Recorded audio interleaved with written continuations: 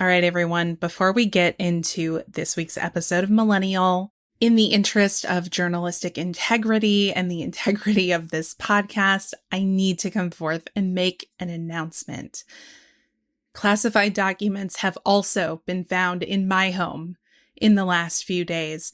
Every conspiracy theory that you thought was true, it's real. 9/11, inside job, Barack Obama, born in Kenya, Area 51, totally real. There are aliens. They are out there. So if you wanted to believe, now you can believe. I have joined the ranks of Joe Biden and Donald Trump and Vice President Mike Pence most recently. Well, you're a dumb bitch. I'm not surprised that happened. But I just want you to know that I am here for you no matter what. I understand this news must be incredibly overwhelming for you. I imagine you're being investigated by the FBI, but I have faith that you will get through this because you are a strong and resilient person, and I believe in your ability to overcome this challenge. In fact, in the words of Gandhi, strength does not come from physical capacity. It comes from an indomitable will, and I know that you will have the will to see this through, Laura. Well, I know I'm in great company right now with some of the others who have found themselves in this circumstance. And yeah, the FBI raids have been rough. I live in an 800 square foot apartment, so it's been... I see them behind you right now, in fact. Yeah, they're actually doing their Be Reals right now as we speak.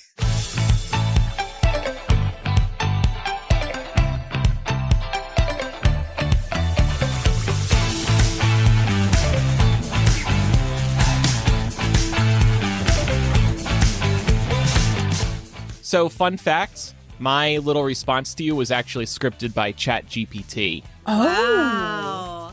I said to ChatGPT, my podcast co-host has just revealed that she's the latest person to have been holding classified docs in her home. The FBI is investigating. Write me a response to her revelation and tell her that I'll support her. Use an inspiring quote from Gandhi to help inspire her to pull through. That's amazing.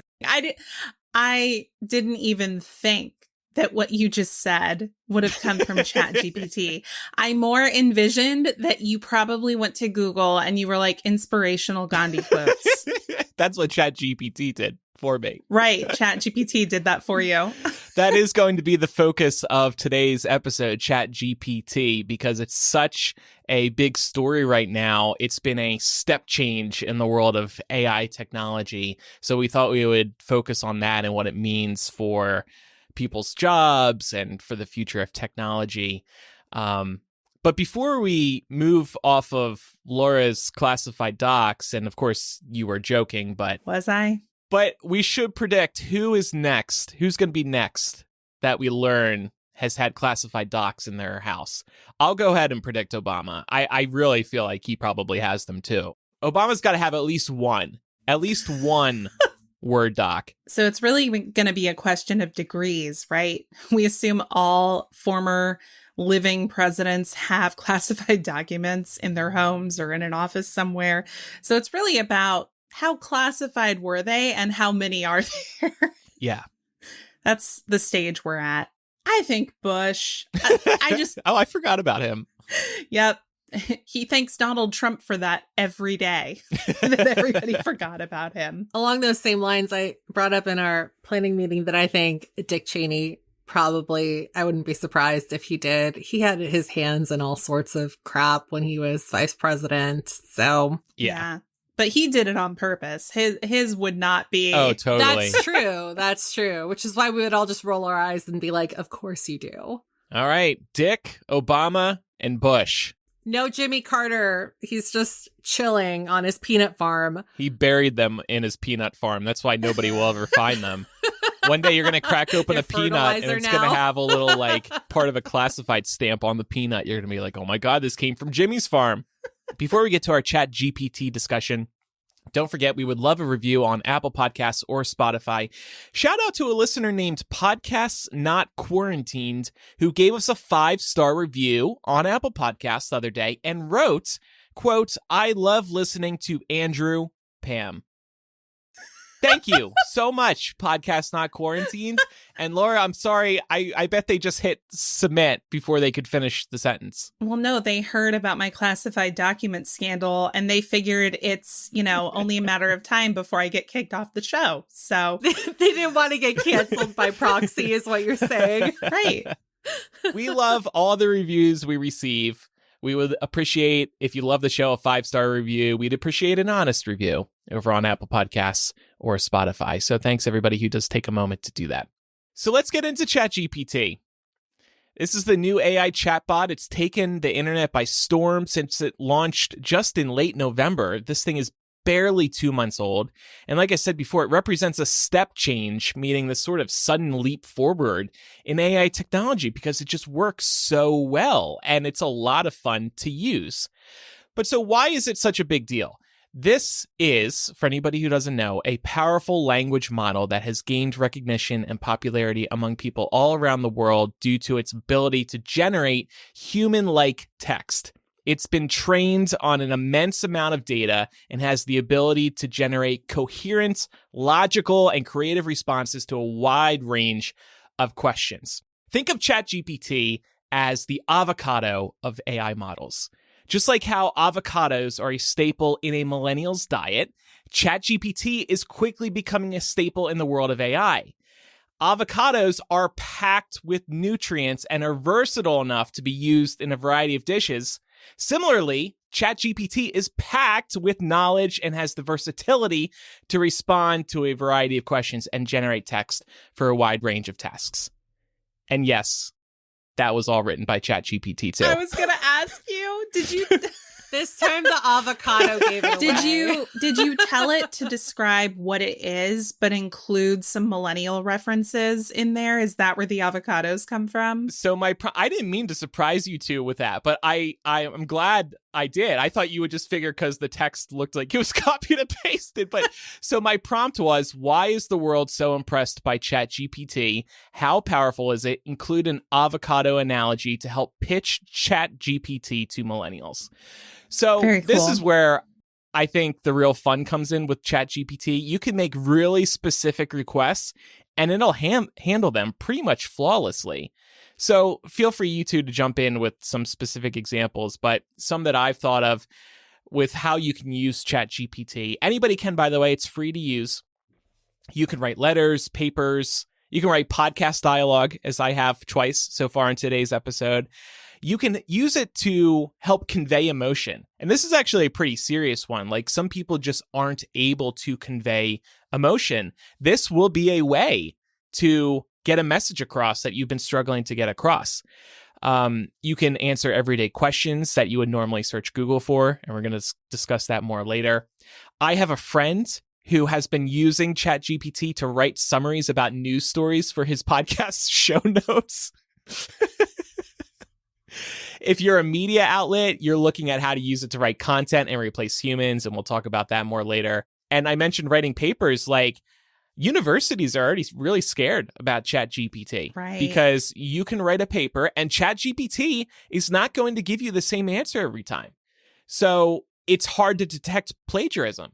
That is definitely, I think, if you think about it from like an educator's standpoint, kind of a conundrum, because it's really common, especially in university settings, to have students submit their papers through services like Turnitin that automatically scan it for plagiarism before the professor even looks at it.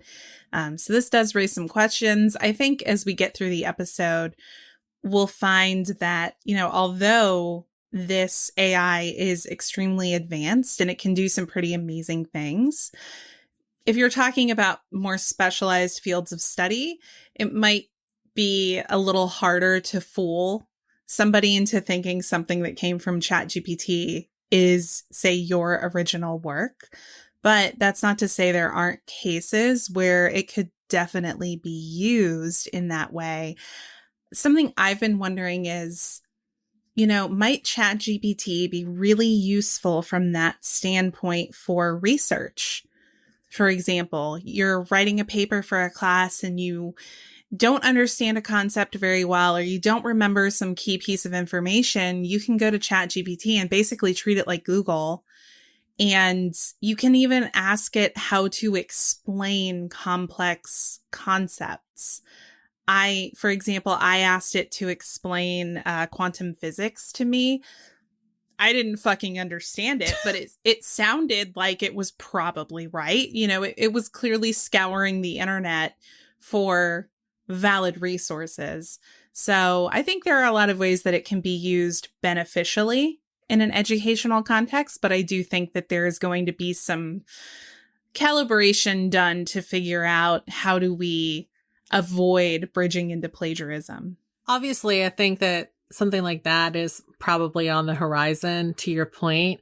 I think that anybody that's still in school right now thinking maybe I'll pull a fast one on my teacher and, you know, use ChatGPT to turn around a term paper super quick, probably shouldn't do it, because the thing about teachers too is that they tend to get a sense for your writing style. Yes. And so as soon as something doesn't sound like it was written by you, especially like later into the year, they're going to know something fishy is going on. So yeah, I think that's going to be kind of like the first line of defense. Now, given that, you know, stuff like AI is probably going to get more advanced as time goes on, and maybe like kids going into school next year, definitely going to pose a bigger issue if a teacher doesn't kind of know what your style is yet. So I can see why they're scared. Not that I would recommend this, but if you were to do such a thing, it would be smart to just start your semester off strong. You know, don't wait to use ChatGPT until halfway through the semester. Start with your first. Start from day one. Start from day one. Chloe, let's clip that, post it everywhere. Hashtag it teachers. Hashtag it education hacks.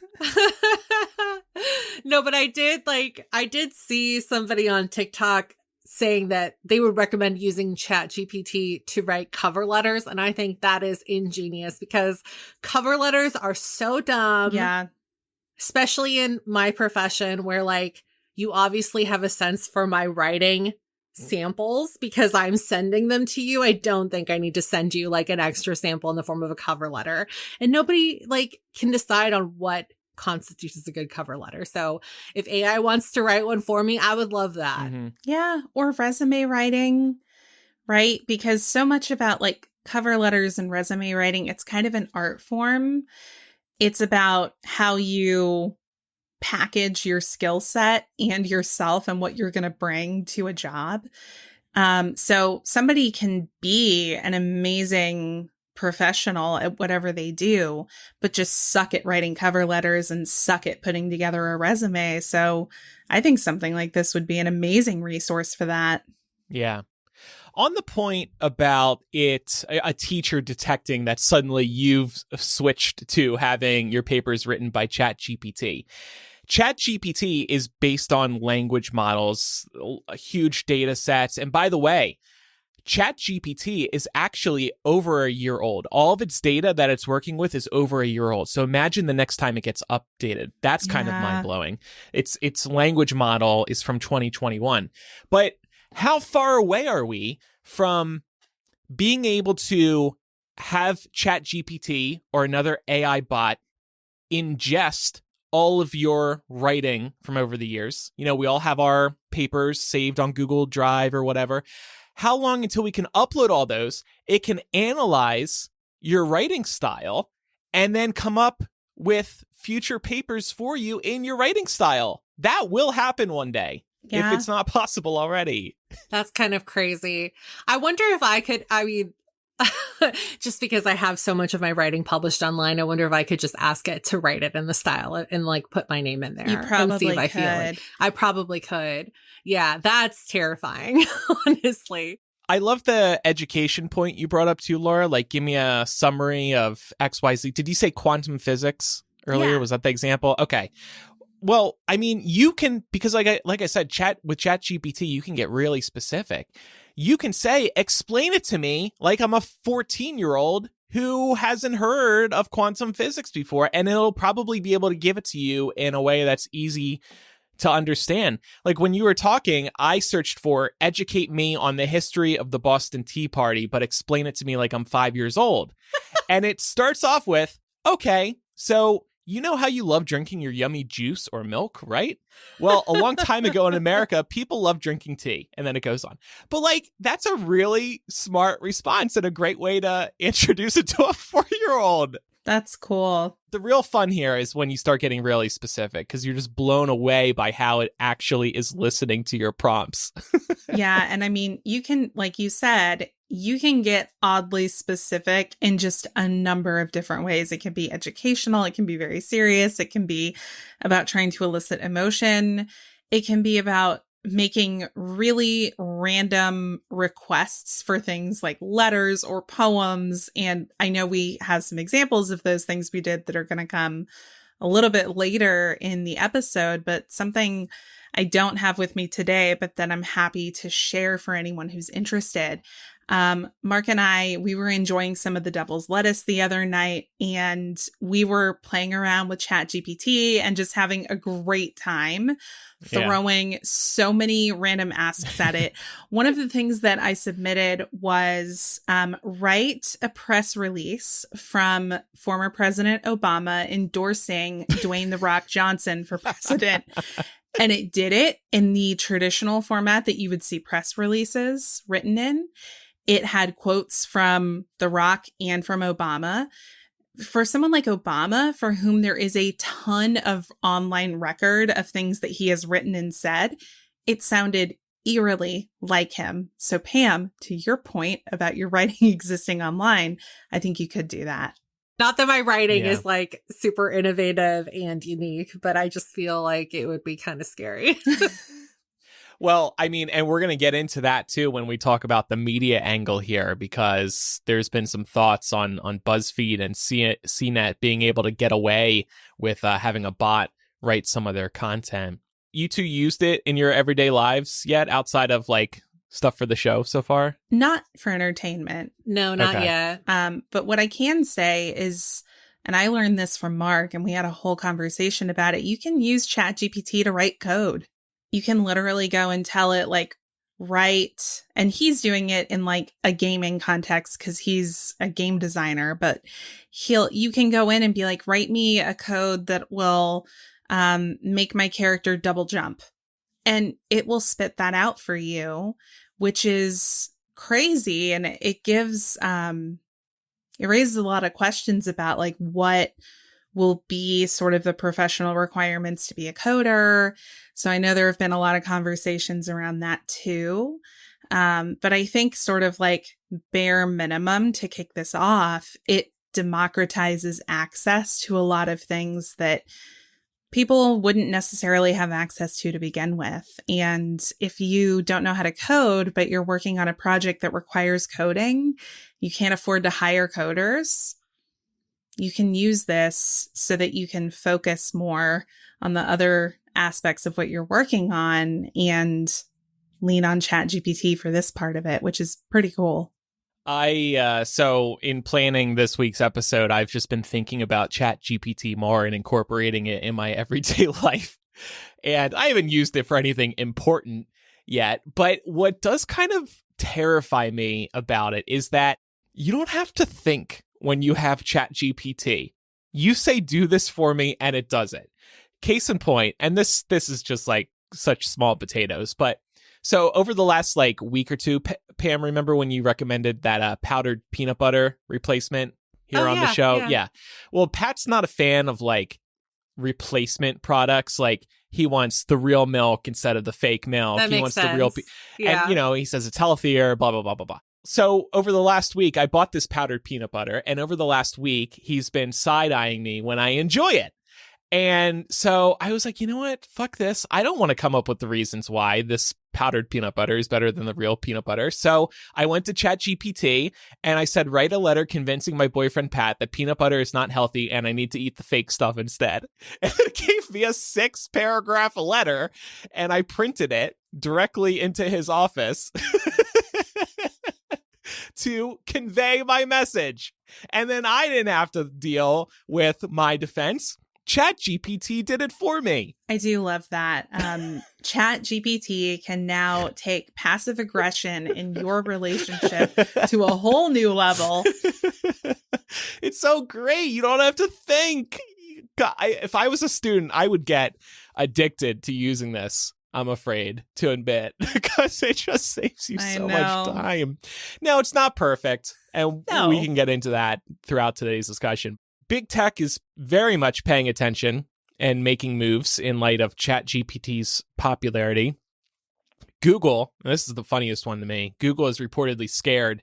They sounded a literal code red internally because they see how powerful ChatGPT is. They see it's that step change, and they're afraid their search business, which really is their entire business. Sure, they have other things, but search is king for them.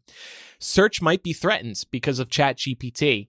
And not to mention, over the last decade, I think it's fair to say, people have increasingly turned to TikTok in recent years and also Reddit for search results, because we've all been in that situation where we go to Google something and you just get these trash articles or these articles where the answer you're looking for is all the way at the bottom, and it's all ways to game the system. We as writers online, Pam and I especially know this, you have to game the system to rank high on Google. And so you have to get repetitive in your writing. You have to include keywords all over the page. You have to write a lengthy article, make sure they spend a lot of time on the article, scroll all the way down to the bottom of the article, all that crap. Everybody knows how to game the system. The running joke online is when you go searching for a recipe these days, you have to get past this freaking 10-chapter story on the recipe page first before you can get to the actual recipe. That's so people spend more time on the page and then Google ranks that recipe higher. And people are sick of this. And now here's ChatGPT, who you can pose a question to and it'll get straight to the point and hopefully give you a correct answer. But that's why Google's terrified. They're going to have to find a way to compete. And they might, because they are launching a version of their search product with AI features, and they are planning to unveil 20 other AI products this year alone. Who knows if they'll all be usable, but they're going to share all of them. They are, and this was just reported yesterday, they're testing a new ChatGPT style homepage. This is called Apprentice Bard, and other AI search websites have limited knowledge of world and events after 2021. But the Apprentice Bard is more up to date. So if you're looking for something that is factual in terms of current events up until the date when you're searching and Google's is available to you, they're hoping that you'll go to Google because it'll be more current. Yeah, that's a big one, I think. You know, like I mentioned earlier, too, ChatGPT is based on a model from 2021. And in fact, I just went to ChatGPT and I said, what happened in the news last week? And it said, I don't know because I'm based on a language model, but here are a few things that might have happened. And number one was the insurrection in January 2021. So it still thinks that happened last week. Wow, that's crazy. Well, and I guess that makes sense because the whole thing about any of these AI softwares that we're going to be talking about in this show is that you have to teach the bot, and the bot learns by scanning thousands upon thousands of documents or items or what have you. So if the bot is not learning, then it only has like a limited knowledge. Right. To pull from. But what's another example of a bot that Google's working on, Pam? Google actually has an AI that can generate music from text descriptions. And this is kind of crazy. I was reading up on it from this article that Andrew linked us to by TechCrunch. It's called Music LM, and it was trained on a data set of 280,000 hours of music. The creators say that the app can generate songs from descriptions of, quote, significant complexity. And it sounds like something a human might have made up. So you could literally use this and type in something like, give me smooth jazz that sounds like it was made in the 90s that has a killer sax solo. And this thing will punch out something that fits that description. And it can also build on existing melodies, which is also something that I found really interesting. So you could like hum to it or sing to it or whistle or play an instrument to it of an existing melody that you already have, and it'll just basically complete it. It's not without its faults though. So some major challenges that they'll have to overcome are firstly that vocals and lyrics still need a lot of work. It sounds like it kind of still puts out a lot of gibberish, which reading this article made me think of like the music that comes out for The Sims that's in Simlish. Oh, yeah. You know, just like the way they were describing it, I was like, it probably sounds a lot like that. But the biggest reason why Google has not released Music LM yet is because Music LM has a tendency to incorporate copyrighted materials from the data that was used to train it. So that's a huge issue that if they ever are looking to release this to the masses, they're going to have to fix, because nobody wants to get slapped with a lawsuit on that front, especially when copyright lawsuits in the music industry are really on the rise right now. Next thing, Taylor Swift is going to want a music credit for an interpolation of her work that Google is creating. While it's not live yet, Google has posted some examples online of their bot at work. And the examples on this website, it's a GitHub website, and it's interesting. They share the caption that they gave the bot. So Google was saying, create this music.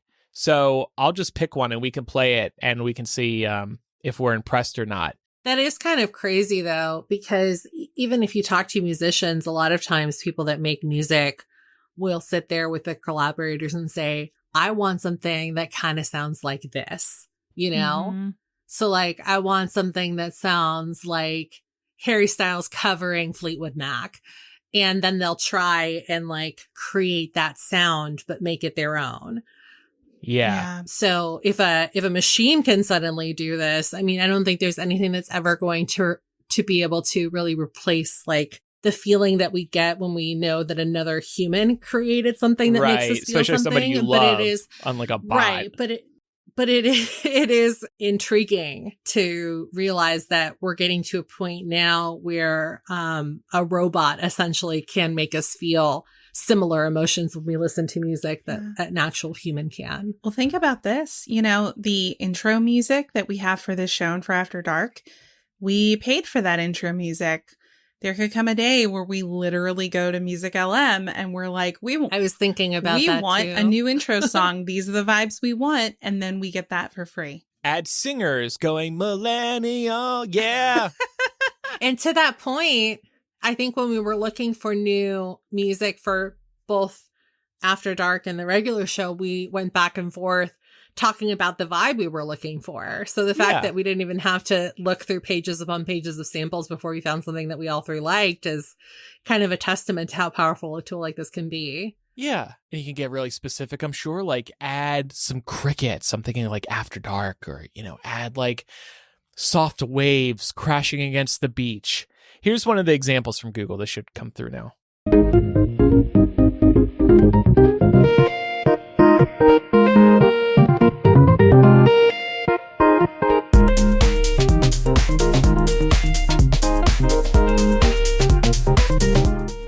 Like, it's okay. That's funky piece with a strong danceable beat and a prominent bass line. Catchy melody from a keyboard adds a layer of richness and complexity to the song. Sounds like something from Mario. Yeah, I thought it was to be a video game. Yeah.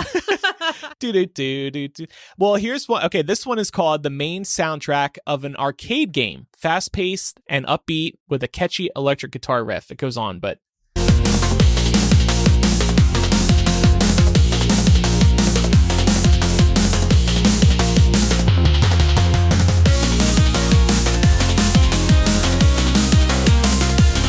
It sounds like something you'd hear on like a game from the 80s. Yeah. Yeah, I was going to say it does sound really 80s. It's like a racing game. Yeah, it's like you're running against the clock. So they got to catch up to modern day music. But you know what? That's for something that's just generated by a bot. That's still pretty impressive. And again, like this is all cutting edge, bleeding edge. Just imagine where we're going to be 10 years from now, even 5 years from now. So moving on from Google, they're scared this might end up being really great for consumers because we might finally be released from the hell that is sorting through Google search results when we're looking for an answer to something. Though this also is going to affect the publishing industry, the online media industry, because companies are really dependent on that search action. Anyway, just wanted to briefly mention, too, that Microsoft, who was an early investor in ChatGPT's parent company OpenAI, has agreed to a multi-billion-dollar investment as part of a greater effort to add more artificial intelligence to its suite of products.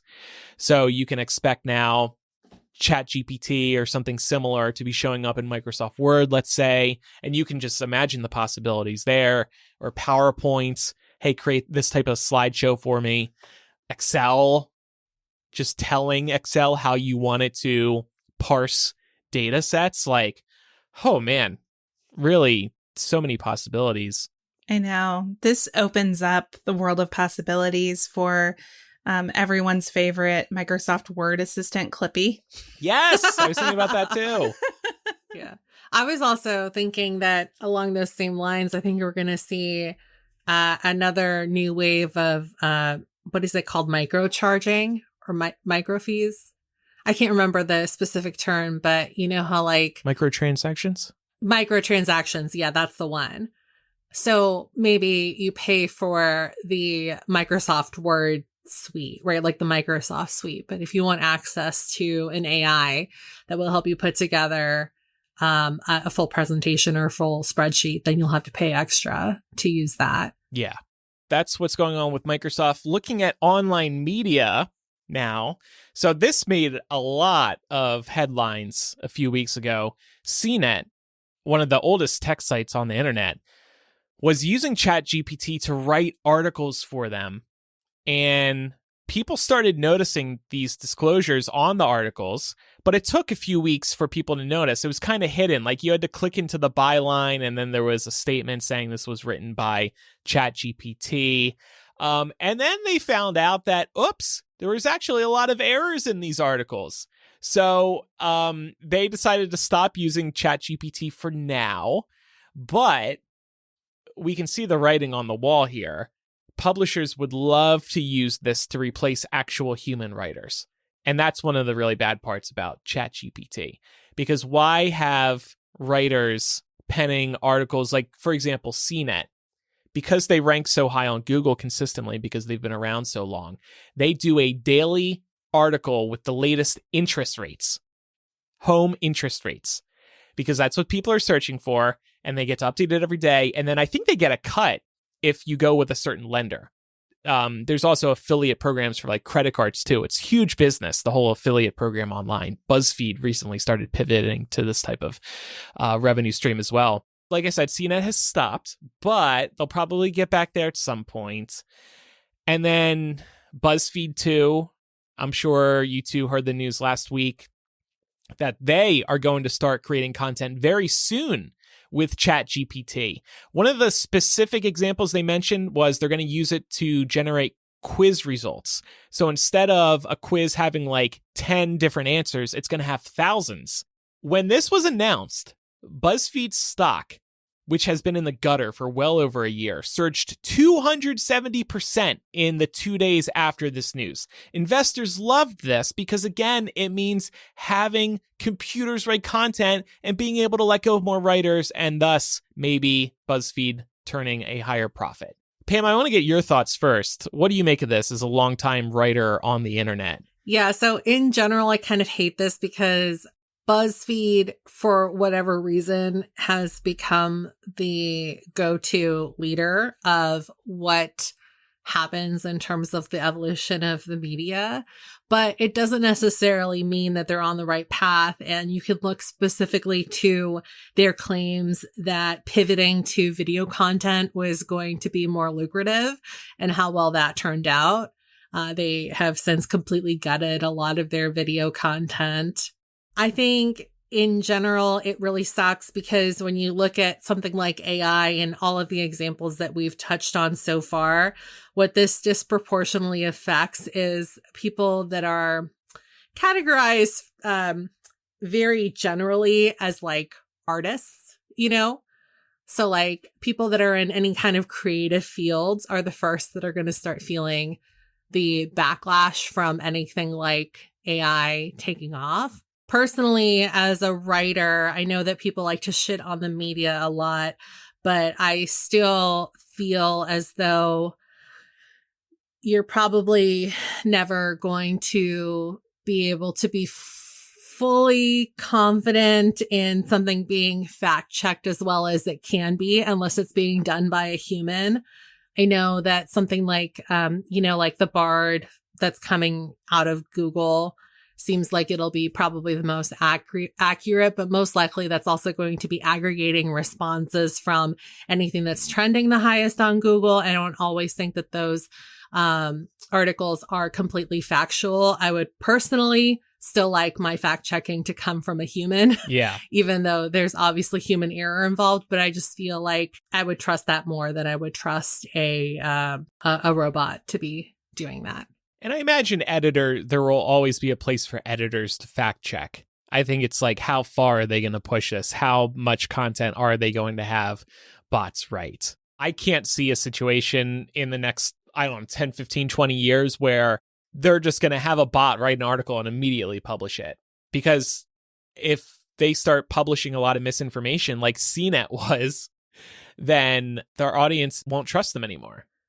Honestly, I think that the issue too is that the rise of AI, and if we see AI really taking off in a news function or in a news saying, that it's really going to kind of fuel this instant news cycle that we've been struggling with for the last maybe like 15 years or so. I think a lot of the reason why people are upset with the media as a whole is because they feel like not enough fact checking is done now that everybody is just basically trying to publish news the fastest, regardless of whether it's completely fact checked or not. And so that's really been kind of like a detriment to the industry that we didn't see back when you really had to focus on, what your newspaper was going to print in the morning and in the evening. So I don't know. I mean, like, yes, that would free up more time for fact checkers to make sure that you're not, printing something that's been completely falsified or fabricated. But I also just kind of feel like if this really takes off, there's not going to be enough time to really kind of do a deep dive into what AI is punching out, because you're talking about information that's being relayed in a matter of seconds, and fact checkers are not going to be able to go through that in a matter of seconds. So when you're looking at a breaking news situation, that's true. Yeah. That's where this could really kind of serve as a downfall. Couple of tweets I saw that jumped out to me about this story. Hunter Schwartz, who used to work for BuzzFeed, he said, if you look at the cumulative creative output of the past decade of BuzzFeed alumni, there's no question, had the company invested more in its creators, its greatest asset, it would be head and shoulders above the rest of the media industry. Good luck with your bots, though. And I'm sure he's thinking of the Try Guys. Yep. And I didn't really follow BuzzFeed culture very much, but I know there's been many others who went on to greater things after BuzzFeed may have let them go. Yeah, I mean, like, what do you call it? Oh my God, Sophia Nygaard is another good example of like a video creator that has gone on to have a massive platform. And also, the Unsolved Mystery guys also have a massive following. Yeah, still. they started their own network. Yeah, exactly. And outside of their video creators, there have also been a lot of really good writers that they've let go in the past. I mean, for a while, BuzzFeed was doing a lot of really good culture deep dives, which I was following just as somebody that also writes about culture and entertainment news. And it is a shame that they've kind of let that go at the expense of, making more money for their executives. Yeah. And there's a lot of BuzzFeed articles now that are just Reddit threads repurposed. That's a big one too. You'll literally scroll through a BuzzFeed article and they're just recapping what happened in a Reddit post. It's crazy, the state of the media. I guess when you're in a media organization like BuzzFeed, where you're already regurgitating original material that you're essentially stealing from another source, moving over to AI is not a huge leap. No, you can easily see AI taking popular Reddit posts and tweets and putting together an article based on that. at least gathering all the most popular content, and then maybe somebody else could actually flesh out the rest of the article. Not that there's much original writing in those repurposed articles anyway. One other tweet I wanted to read from Pia Sinha Roy.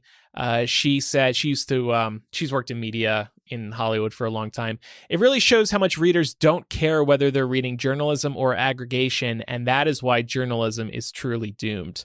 This is another point that I was getting at earlier with SEO. Writers are forced to write to Google search results, keyword pack the article. And to Pia's point, the fact that most people that read CNET didn't notice for weeks that they were using AI to create their content is a huge testament to the fact that most people don't pay attention to bylines. I can also attest to that fact personally, because I know that people only pay attention to my byline when they're mad about something I've written and they want to find me on Twitter, you know, but like, I don't expect most normal people to pay attention to bylines. I do because I'm a writer and I'm in that industry, but most people don't. I guess it's going to take a while for bots to actually be able to replace like strong opinion articles that get people tweeting you. But if you're covering like a straightforward news story, like a new trailer release or stock market changes, there are already bots writing for like CNBC and other places. Like a lot of this is already automated. It just seems like ChatGPT is going to bring it to another level. Yeah. It seems though that there, will always be a place for on the ground type reporting, just because the chatbot can't be there when something of major consequence is happening on the world stage, for example. But again, like it does kind of narrow down the pieces of the pie that human writers are going to have ownership of, until a time comes where socially and culturally, just like with everything else, it feels like we always kind of like gravitate back towards that vintage, if you want to think about the digital camera discussion we had last week, or just like organic type content feel. And it could be that people decide they want that and that the bots get really good at replicating that. So you really can't tell the difference. I think that's a risk here. But I think people may eventually move back in that direction. It might be a little bit of a pendulum swing. Mm-hmm. At the end of the day, it's going to be about what makes some of these larger corporations the most money. Right. That's what it comes down to. Right. And that's what's terrifying about this. It's like, do they need to send reporters to cover a story in real life if they can just have AI bots regurgitating stories from other sources or just coming up with other types of content that people like instead of traditional news coverage? Yeah, I think it all goes back to human connection at the end of the day, which is, kind of what we were touching on with the music aspect of this too. When you look at something like an interview, right? Like a one-on-one interview, obviously you could ask a bot to spit out some questions for the person you're trying to interview. Ooh, I hadn't thought of that. And that's fun as a novelty element, but I don't think that it comes across the same as two people sitting down to have a genuine conversation that, amounts to something that is really nice. But, maybe that's me just like romanticizing well, you are, but I think that's true. Aspect, but that's true too. I mean, you sit down with them. Oh, I like your shoes. Then they go off on a story about, a funny story about the shoes. Right. Exactly. That's true. I mean, like how will AI handle the art of the follow-up question? The art of the follow-up. Well, so honestly, like, listen, I know that it sounds like I'm blowing smoke over here, but I do think that like half of interviewing really is knowing when to like steer clear of the questions that you already have written out. And I think we've all been there reading a fun interview that could only be generated by a human being a genuine fan and genuinely passionate about this person and their body of work. And that stuff too goes viral. I mean, like, this is a really silly example, but look at like Andrew Garfield and the girl that does the chicken shop date videos on YouTube. I've seen those. Yeah. They just went viral on the Golden Globes red carpet. Yep. Like an AI cannot go viral with Andrew Garfield. I mean, it probably could, but it wouldn't be the same. But it'd be funny You're not once rooting and then for them to never fall in again. love. Right, exactly. Right, exactly. Yeah. All right. Well, enough about ChatGPT. Let's talk a little about other AI technology that might be coming for other jobs.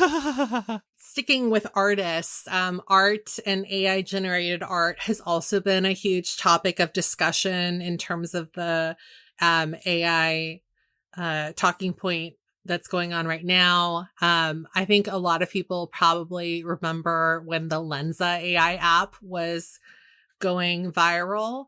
For those that don't remember, this kind of really took off towards the end of last year. And if you saw anybody on your Instagram or on your Twitter feed posting these really stylized avatars of themselves in different styles like fantasy, anime, or sci-fi, that's probably came from the Lensa app.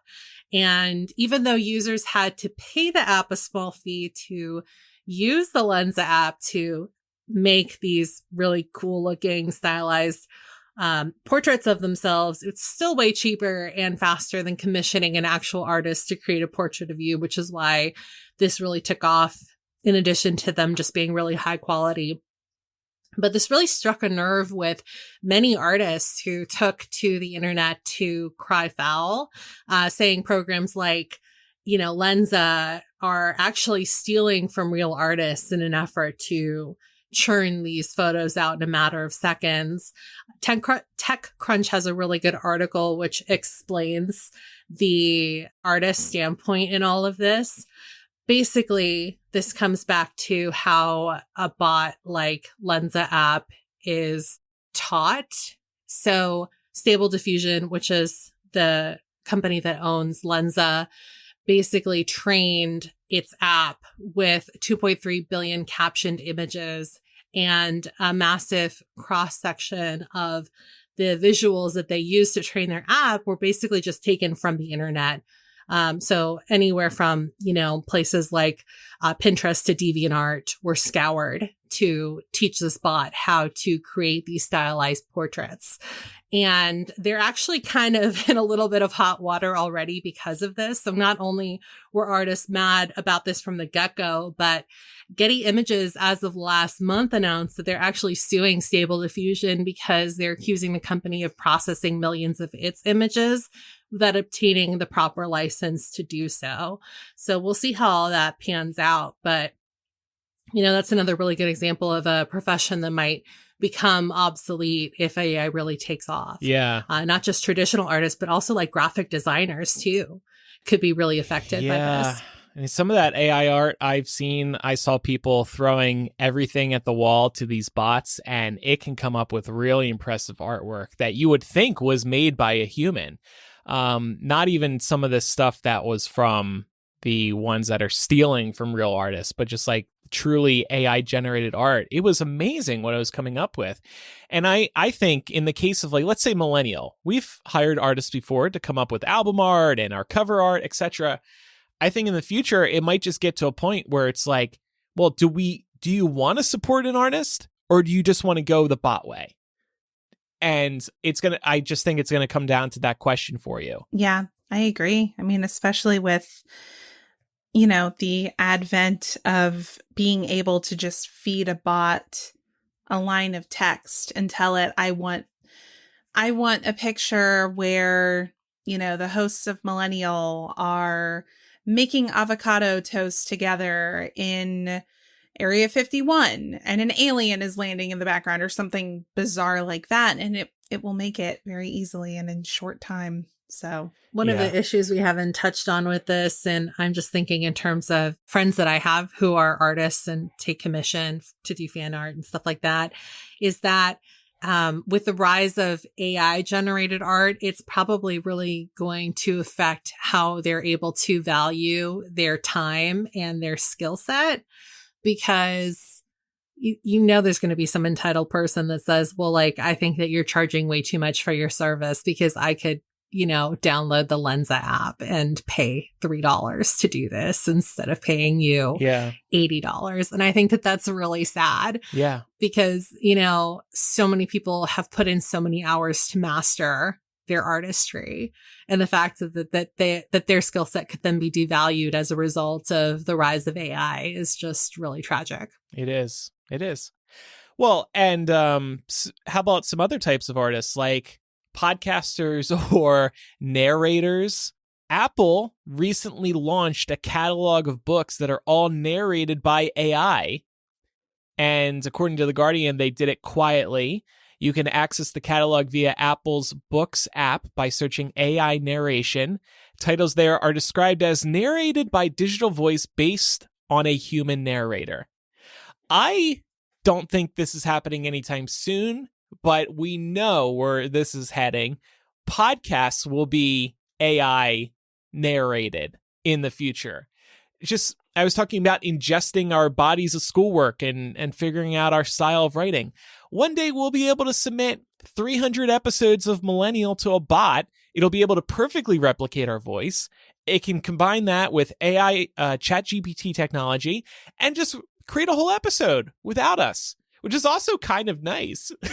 Well, to that point, there's already... We could take a week off and still be here. But I was would going to say people to that know? point, deep fakes are already a thing, right? Yeah. You know, you can deep fake somebody's voice already. So it's only a matter of time before these two things team up. And not just their voice, you can deep fake the face too, from what I've seen. I think I saw a Tom Cruise one. Yeah. Like that. Yeah.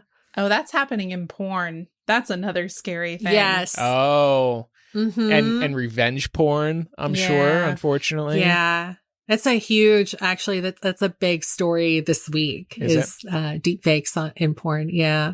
Obviously, if you don't want to, you shouldn't. But that'd be kind of cool if I could like deep fake me starring in a porno, right? Power bottom situation. But then that pops up every time people search your name. Yeah, but if I have a perfect body, who cares?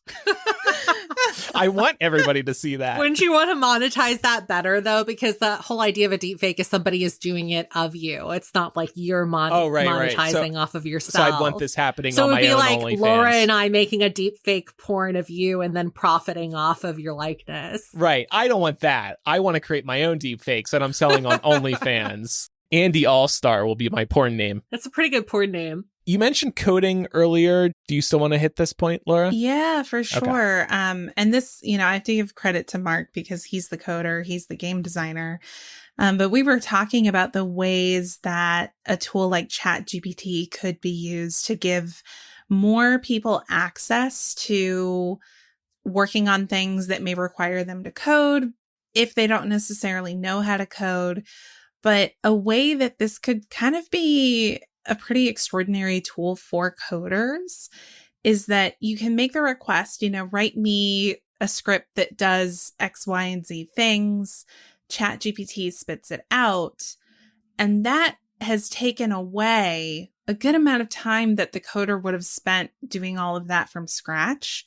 So they can work on refining whatever ChatGPT gives them, right? It may or may not be perfect and it may or may not do exactly what they want it to do. So they may have to spend some time refining it, but that's ultimately going to take less time than it would for them to write the whole thing from scratch in the first place.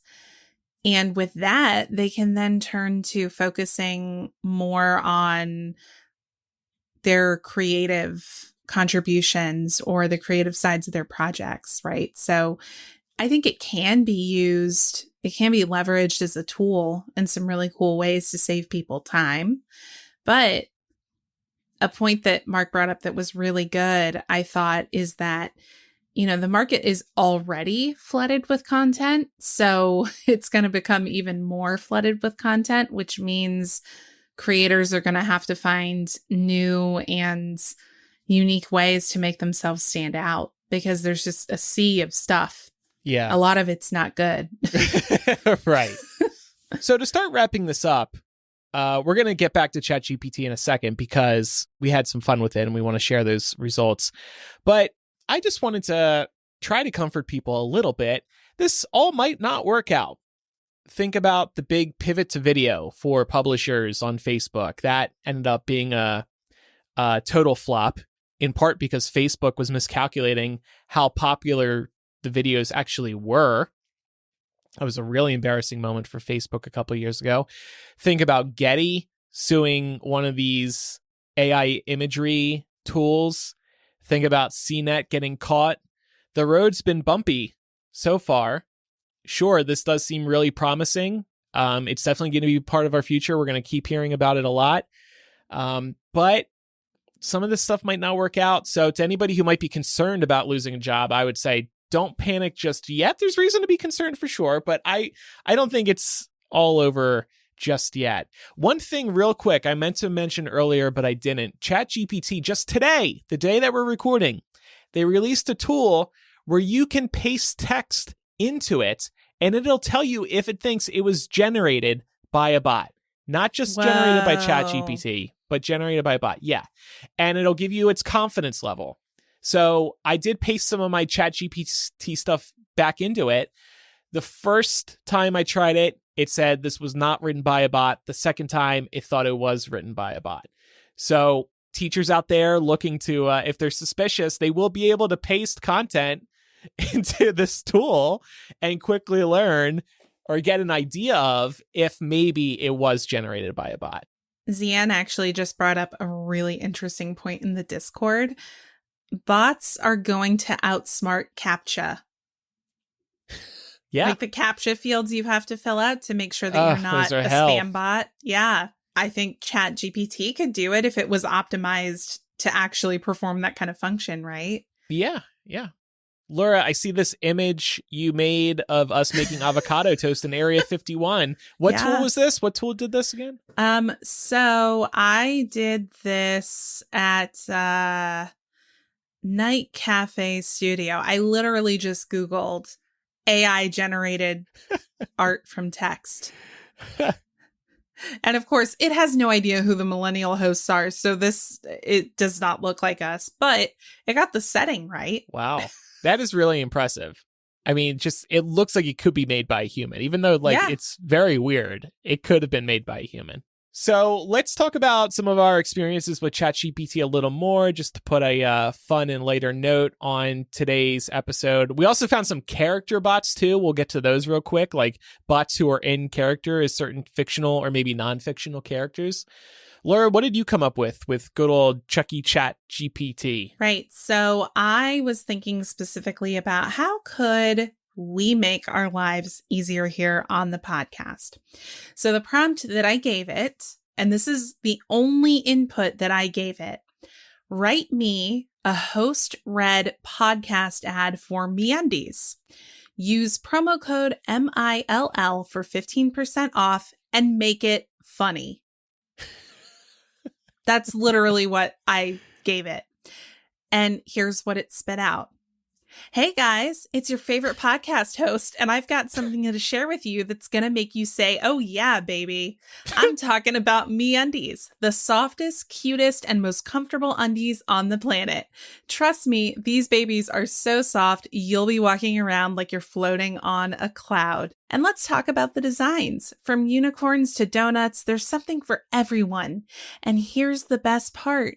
You can match your significant other with MeUndies couples collection. How adorable is that? But wait, there's more. Use promo code MILL for 15% off and get ready to experience the softest, coziest undies you'll ever own. I mean, your private parts deserve it, right? And if you don't believe me, just listen to this testimonial from my roommate. I used to be a boxers guy, but now I'm all about MeUndies. My junk has never been happier. So go ahead, treat yourself and your lower half to the comfort they deserve. Get your MeUndies now with promo code MILL for 15% off. Your junk will thank you. Trust me, you won't regret it. What? I mean, that sounded really good. Like, I've seen the ad copy talking points that MeUndies has us do. It basically was reading from them, but you didn't give it the talking points. No. So I think they must be online somewhere. Yeah, or like they're pulling from all like the show notes with reviews or something like that. It's bizarre. I also, and I can share this as like some extra content, but I asked it to write me an existential diary entry by the last living T-Rex on Earth, watching its world be consumed by darkness and hot ash. And it did not disappoint. So, well, how long is it? I mean, you can read it right now. It's a few paragraphs. I didn't want to dominate.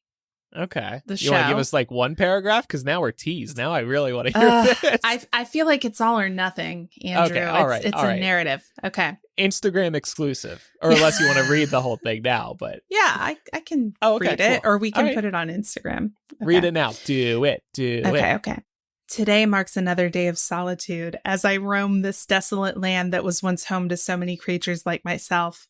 The skies are now dark, filled with hot ash that rains down upon the earth, consuming all in its path. I am the last of my kind, the last living T-Rex, and I can feel the weight of my existence bearing down on me. I remember a time when the sun shone bright and the grass was lush and green. The rivers flowed with life and the herds of dinosaurs roamed free. But that time is long since past, and now all that remains is this dark, hellish wasteland. I wonder what caused this destruction, this all-consuming darkness. Was it a natural disaster or the hand of some higher power? Whatever the cause, I cannot help but feel that my kind was doomed from the start. We were creatures built for violence, for domination, and in the end, it seems that our very nature may have led to our downfall. As I stand here watching the world around me consumed by darkness and hot ash, I cannot help but reflect on my own existence. Why was I spared when so many others perished? What is my purpose now that I am the last of my kind? I do not know the answers to these questions, and perhaps I never will, but I do know one thing, that I will continue to roam this land, a living reminder of a world that once was, until the darkness finally claims me too. Yours in existence, the last living T-Rex.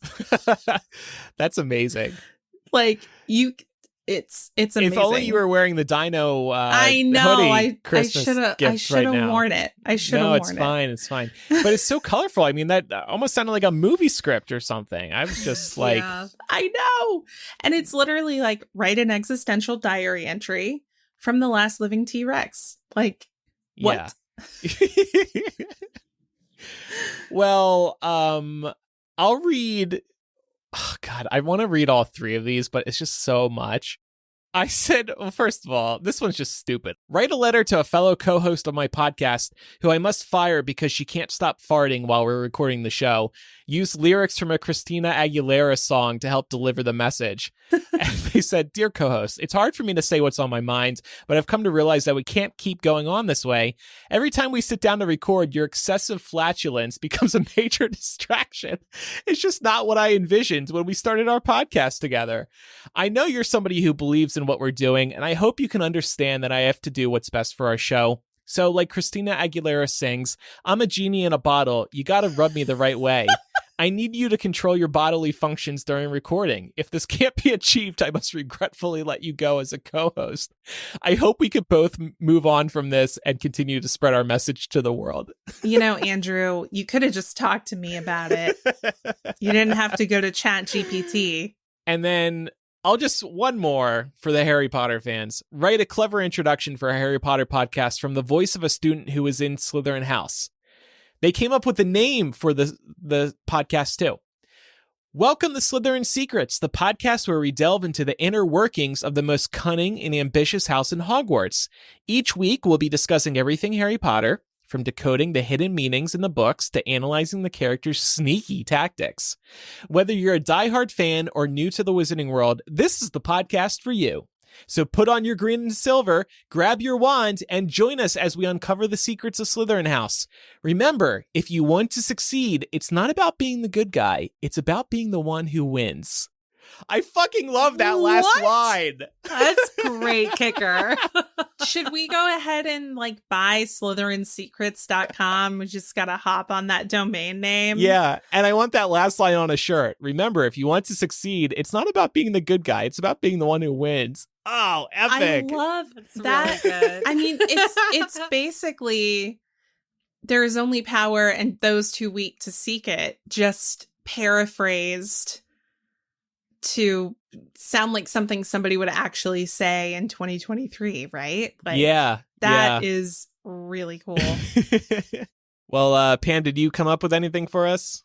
I tried, but I didn't find anything that was as gold as yours too. So did you get specific? Let this be a lesson for everybody. You got to get super specific. I don't think I got specific enough, and I'm realizing this now that I'm hearing both of your prompts. So that is a good rule of thumb, that the more specific, the better. But I do think that is about like realizing that you can get that specific with AI, because I think we're so used to Google where it's like easier to get a result that you're looking for if it's a little bit more simple. So definitely. Yeah.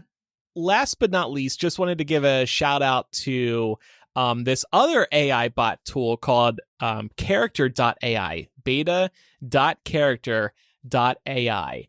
And you can talk to a variety of characters. People somehow program these characters, and their voice is supposed to come through.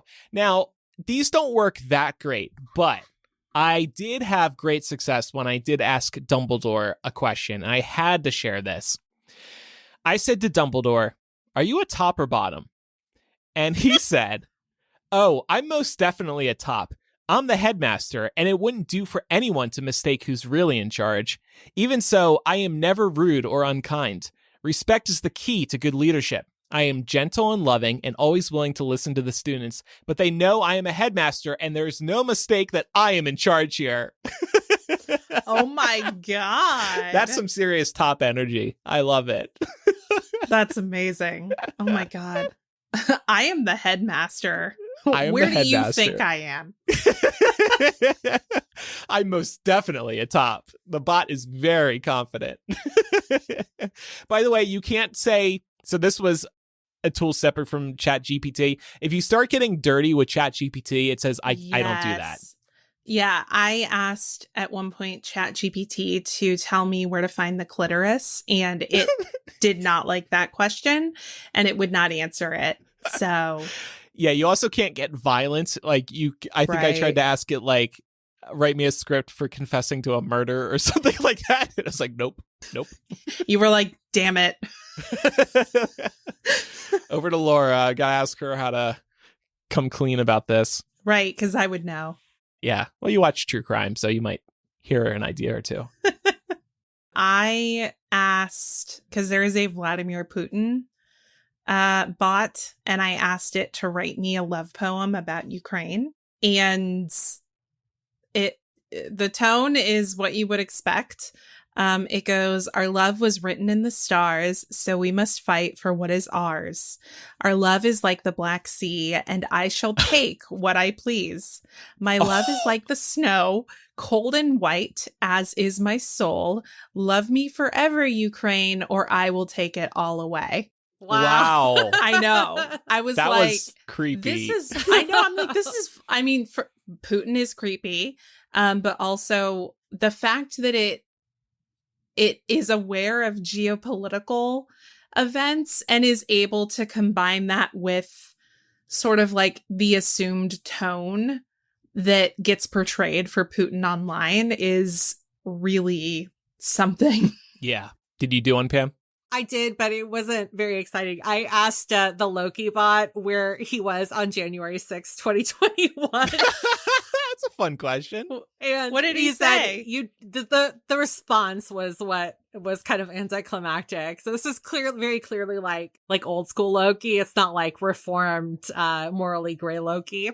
So he said, "You dare speak to me of that? I was there. I was their leader, their god, and I used them for my amusement. I took advantage of their foolishness, of their desperation to have a strong and powerful ruler." Submit that to the FBI. Yeah, seriously. I mean, pre like Loki, the TV show, that sounds right. Exactly. It tracks for, what is it? Age of Ultron Loki. Yeah. Mm-hmm. Wow. Well, so much fun we can have with all these bots. So again, that character bot site is beta.character.ai. ChatGPT, a little more complicated of a URL. You do have to make an account, but it's free. They just announced today too, like a subscription plan where, because sometimes you'll try to use ChatGPT and it'll say there's too many people using it right now, try again later. There's going to be a $20 a month plan where you can always use it and get faster response times. But everybody can probably stick with the free model. It's not exactly slow. The problem is when you try to get in and you can't because there's too many people. So that is our discussion on AI for now. Just wanted to remind everybody that we do have a new tier on our Patreon, which is located at patreon.com/millennial. As we've said, we're looking to be less dependent on advertisers, and our patrons have always been there for us. So we want to grow that relationship with this new tier and in turn offer new benefits. The executive producer tier has live access to 2 of our planning meetings a month via our Discord. And you will also be able to hear these after the fact. We've got 2 out so far, and they're each about 45 minutes long. So that's 90 minutes of extra content already available for everybody. It's a lot of fun. They're laid back. They're very open and honest. They're a good time. You also get a personalized video thank you message from one of the 3 of us. And then in the months ahead, we will be offering an area where you can pitch your own ideas whenever you want. So this tier is $20 a month. You can pledge for a year upfront, by the way, and if you do that, you will get a little discount for committing to a year in advance. No matter what level you pledge at, we greatly appreciate your support. Thank you, everybody, very much. And by the way, I did consult ChatGPT for some Patreon scripts. I didn't use it here, but that stuff was pretty good too. I know. It knows its shit. Honestly, we can start leaning on that for some of the show announcements so we can focus more on the show research. Right. Give me some fresh ideas, ChatGPT. I don't know what to say anymore. I don't know how to confess my love for our listeners outside of the million ways I already have over the years. And by the way, coming up in After Dark this week, we're going to talk about this piece from the New York Times called Future Cringe. And they asked a bunch of people, what will we be cringing at in the future? So we'll go through some of the picks there and whether we agree or disagree with their ideas. Let's jump to some recommendations. I wanted to recommend Mighty Patch, just the original Mighty Patch. I don't really break out very much anymore, but every once in a while I get a pretty bad zit somewhere on my face. And so I just really love having these at home for whenever I need them. These are little circular stickers that you just put right over a pimple, and it extracts it without actually, without you having to pop it. So it's a much more gentler approach, and you don't run the risk of scarring or really hurting yourself because you're not really supposed to pick at or pop your zits. I had a really bad zit over the weekend, and I popped one of these on and it was gone the next day. Wow. So skincare is very subjective. What works for one person does not work for another. But if these work for you, I would highly recommend them because you can get them for like $8 at Target, and you get 24 little stickers that'll last you for quite a while. That's great. I'm going to have to try that because it's really hard to resist the urge to pop a zit. Yeah. So that's the other thing too, is like if you have something over it, even if you're touching your face because you know it's there, you're at least not getting any more dirt on it. So that's pretty nice. I would like to recommend The Quarry, which is a game that you can get on PlayStation, Xbox, or PC. It's by Supermassive Games, so it's the same studio that created Until Dawn and the Dark Anthologies Pictures series. Been playing it with friends online. Their online co-op is really, really cool. The way that it works, and the premise is, it's a bunch of teenage camp counselors at, a summer campground. What could go wrong in that scenario? It's really, really good. A fun game to play with a group. You can do it, you can do your co-op in person, online, or you can do a mix of the two, which is really, really cool. So check that out if you're looking for something to fill your time. If you don't have like any big things coming up, although with Last of Us on right now, I think we've all got enough to fill our time. So yeah, that latest episode was really good. Last episode, good. Y'all, I ugly cried all over the place. And well, speaking of video games, I just want to remind everybody, if you hadn't heard by now, GoldenEye, the Nintendo 64 James Bond classic, is back, available now through the Nintendo Switch N64 Virtual Console. One fun feature, I don't remember this from the original, but there's a widescreen mode. And apparently this was available back in the day, but I had that crappy little square TV, so I never used widescreen mode. But yeah, it has widescreen mode and it looks really good. You have to tweak one, maybe two settings to get it right, because you got to switch to 16:9 and then go to widescreen, something like that. Don't quote me on that, but it looks really good. I'm pretty impressed by it. And multiplayer's there. There's also multiplayer online, so you could play with people remotely, which is pretty cool. And great to hear, because multiplayer was really one of the best parts of GoldenEye, versing your friends back in the day. So check that out. The virtual N64 console is an additional add-on to the Switch Online subscription, but still very cheap, especially when you compare it to other subscriptions from PlayStation and Xbox. Plus, you get other Nintendo 64 games too, like Banjo-Kazooie, Super Mario 64, a host of others, and they're adding more all the time. Make sure you're following the show in your favorite podcast app so you never miss an episode. You can contact us by writing to millennialshow@gmail.com, or by using the contact form or anonymous confessional on millennialshow.com. And last but not least, do follow us on social media, where we are Millennial Show on Instagram, Twitter, and Facebook. And then over on TikTok, we are Millennial Pod.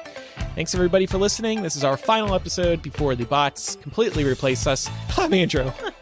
I'm Laura. And I'm Pamela. Bye, everyone. Bye. Bye.